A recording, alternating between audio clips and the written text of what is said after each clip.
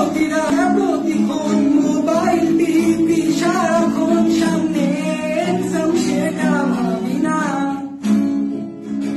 ওরে ওরে ভাই কেউ আমারে পড়তে বসায় খাঞ্চর মেরে, সামনে পরীক্ষা ভুলে গেছি তাই।